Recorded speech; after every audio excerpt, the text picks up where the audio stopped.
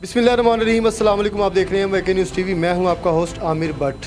आज हमारे साथ मौजूद हैं सीनियर सहाफ़ी खुर्रम पाशा साहब। आज हम इनसे बात करेंगे कि डॉक्टर शाहिद सदीक जो जुमे को रोज़ कत्ल होते हैं, अभी उसमें अहम पेश रफ्त दिन ब दिन जो गुत्थियाँ वो सुलझ नहीं रही, उलझती जा रही हैं। अब 13 करोड़ रुपए की गाड़ी की बात चल रही है। पहले लड़की का मसला था, लेकिन हम खुर्रम साहब से ये जानेंगे कि 13 करोड़ रुपये और डॉक्टर साहब के लिए क्या है। एक निजी जो हॉस्पिटल है उसके मालिक हैं, उसके लिए 13 करोड़ पे तो कोई चीज़ नहीं है। वो अपने बेटे को गाड़ी भी लेके दे सकता है। इन्हीं से जानते हैं। अस्सलाम वालेकुम।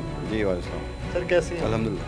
सर डॉक्टर साहब का अभी कत्ल हुआ रिसेंटली, तो पहले तो केस आ गया था कि जी लड़की का मसला है। अब ये गाड़ी का मामला है, तो डॉक्टर साहब के लिए कोई इशू तो नहीं 13 करोड़ रुपये की गाड़ी?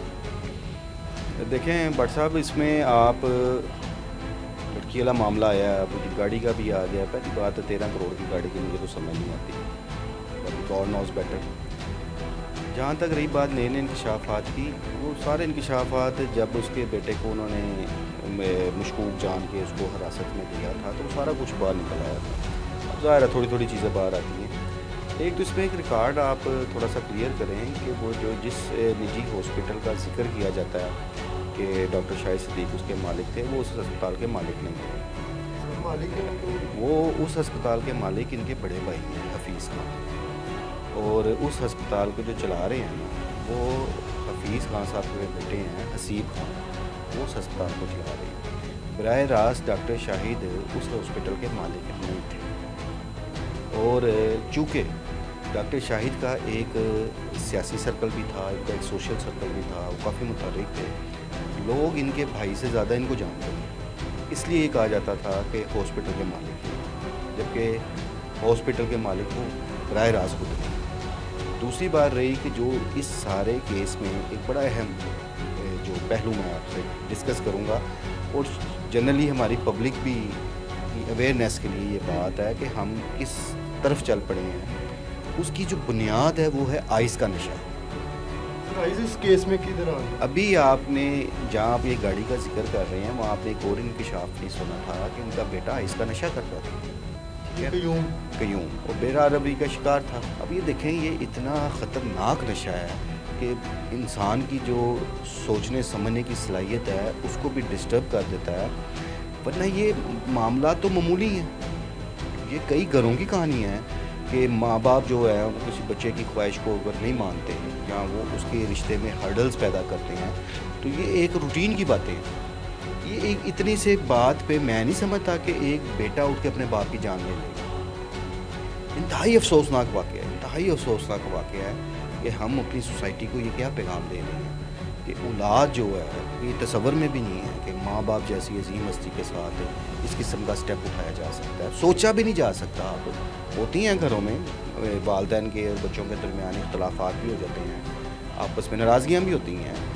पहले सुना करते थे जदाद के तनाज़े पे हो गया, अब इसमें कुछ जदाद का तो तनाज़ा था नहीं कि सिर्फ एक लड़की की खातिर इतना बड़ा स्टेप उठा गया और दूसरी अटैम्प्ट की उसने। एक अटैम्प्ट पहले कराई, उसमें वो नाकाम हो गए, उसके बाद उसने दूसरी अटैम्प्ट कराई।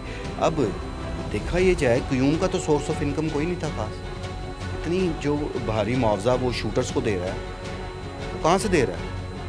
वो बाप से लेके दे रहा है ना। इतनी अमाउंट मांगता है तो बाप वो देखें ना, बाप के दिए ही पैसे उसको मरवाने पे लगा रहा है। तो इसमें जो हमारा अलमिया है हमारी सोसाइटी का, और ये बड़ा ख़तरनाक अलमिया है कि ये जो आइस इस इतना सराहियत कर चुकी हुई है आज की यंग जनरेशन में कि जो सिर्फ तबाही है और मसलसल तबाही की तरफ लेके जा रही है। तो उसमें जो है अभी आप गाड़ी की बात आई है, ये बिल्कुल ये पुलिस तफ्तीश में इंकशाफ हुआ है।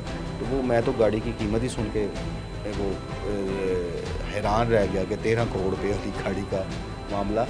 लेकिन उससे ज़्यादा बात वही थी कि जो उसका एक रिश्ते का जो तनाज़ा चल रहा था, और बाप बेटे में काफ़ी गैप भी इसी वजह से आया हुआ था, और कुछ उसकी हरकतों की वजह से भी आया हुआ था।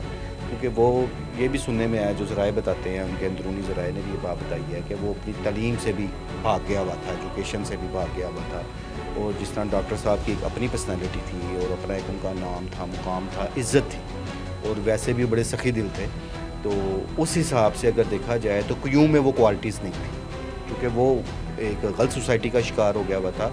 تو اس بات سے، اور ڈاکٹر صاحب بھی اس حوالے سے، اس کے حوالے سے کافی زیادہ پریشان بھی تھے، کیونکہ ان کا ایک اس سوسائٹی میں مقام تھا اور بیٹا ان کا کس راہ پہ چل پڑا ہوا ہے. تو یہ ساری چیزیں جو ہیں یہ الٹیمیٹلی ان کی فیملی کو تو نقصان پہنچا. اور آپ یہ سن کے حیران ہوں گے کہ اس آئس کے نشے میں ایک جو بڑی تعداد ہے نا، وہ ہمارے آج کے طلباء و طالبات کی ہے.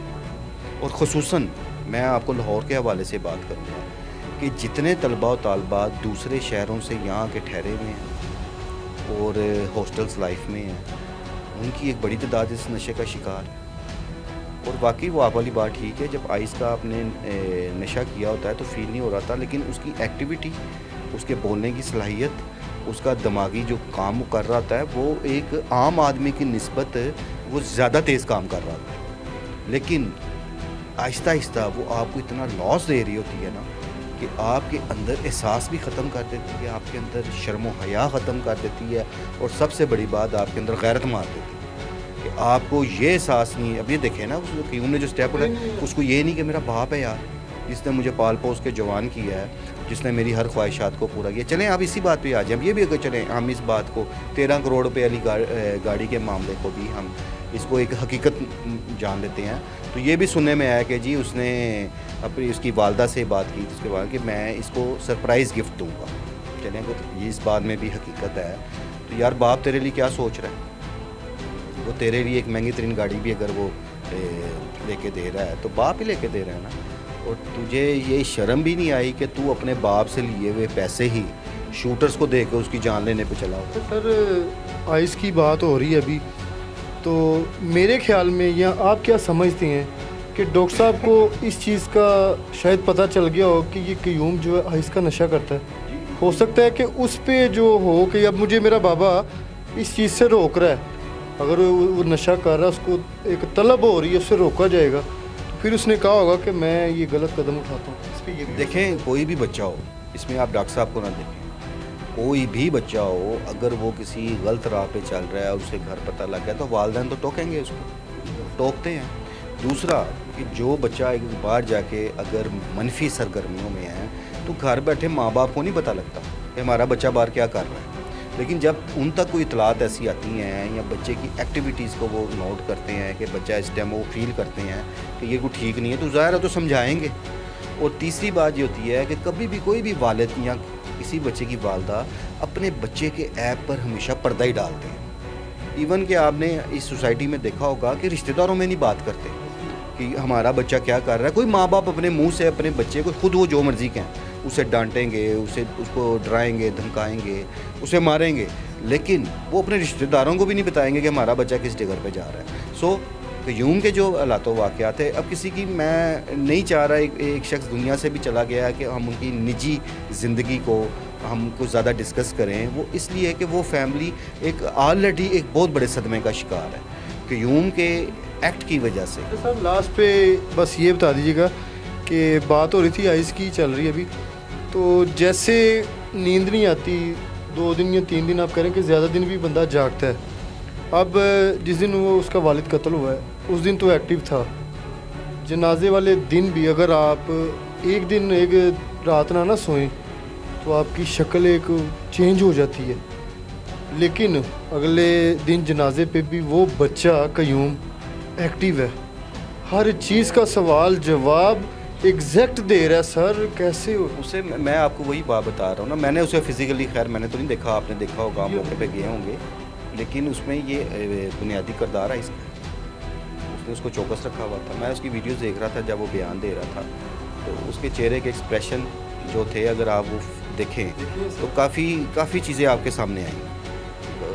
دیکھیں، ماں باپ کی جو دنیا سے چلے جانا، وہ ہر کوئی اس صدمے سے گزرتا ہے. ایک یہ ہماری زندگی کا حصہ ہے، اور اس وقت جو ایک باپ کے چلے جانے سے ایک بیٹے کی کیفیت ہوتی ہے یا بیٹیوں کی کیفیت ہوتی ہے کہ وہ ایک ناقابل بیان ہے، تو سب کی تکلیف ایک صدمے. لیکن اگر آپ اس کے فیس کے ایکسپریشنز کو آپ دیکھیں، اس کے انٹرویوز، آپ کو وہ چیز اس میں نظر نہیں آ رہی ہے. ٹھیک ہے. اور وہی بات آپ علی کہ آپ رات کے جاگ رہے ہوں، آپ نارمل لائف میں جاگ رہے ہوں تو صبح ویسے ہی آپ گرنے والے ہوتے ہیں، آنکھیں آپ کی جون سی ہوتی ہیں وہ ریڈ ہوئی ہوں گی اور سارا. لیکن اگر آپ بہت ساری کہانیاں آپ کو اس کے جو وہ انٹرویوز دے رہا ہے آپ اس کے فیس ایکسپریشن دیکھیں آپ کو کافی ساری کہانیوں کی اس میں سمجھ آ جائے گی. یہ تو ناظرین آپ نے بھی کامنٹ سیکشن میں اپنی قیمتی رائے سے ضرور آگاہ کرنا ہے. اسی کے ساتھ اپنے ہوسٹ عامر بٹ کو اجازت دیں. اللہ حافظ.